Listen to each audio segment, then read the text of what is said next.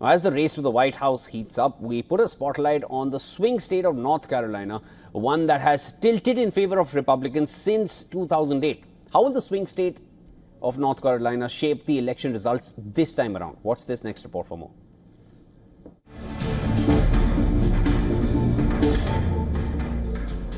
In the race to the White House, North Carolina is one of the 7 swing states that could determine the outcome of this increasingly tight race. As a swing state, North Carolina is notorious for swinging mostly in favor of the Republicans, with the state electing a Republican in 10 out of 12 elections since 1976. Here's all you need to know about the land of Krispy Kremes and purple hues. North Carolina, with a population of over 10.5 million, has 16 electoral college votes. That's a significant share for any candidate's path to the 270 figure. The only battleground state that Donald Trump won in 2020 by 74,000 votes, and that is a margin of 1.3. This was the smallest margin for the Republican among the 50 states. The last time a Democrat got a clear mandate in the state was for Barack Obama in the year 2008, and Jimmy Carter before that in the year 1976. While Trump's win reinforces its Republican tilt, its narrow margin is what keeps it in the swing state territory. In the 2020 presidential election, North Carolina was a hotly contested battleground. Republican Donald Trump narrowly won the state over Democrat candidate Joe Biden by a margin of about 1.3%, as mentioned earlier.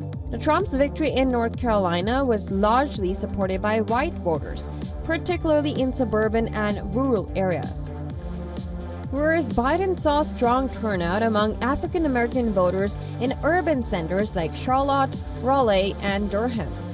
Demographically, North Carolina has a rapidly growing urban population with younger, more diverse voters, contrasting with its conservative rural base.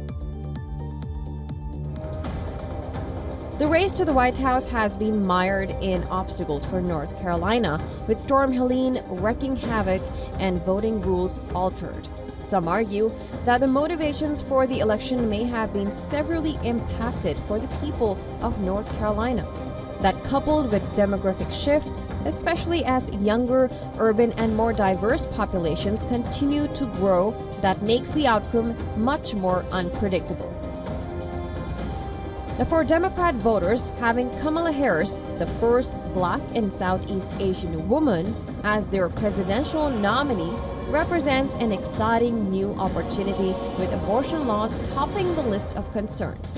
For Republican voters, it's economy, inflation, and immigration that tops the agenda. The Hurricane Helene left behind significant death and destruction. It raised significant questions about access to voting in areas devastated by the storm, adding another layer of complexity in the race to the White House.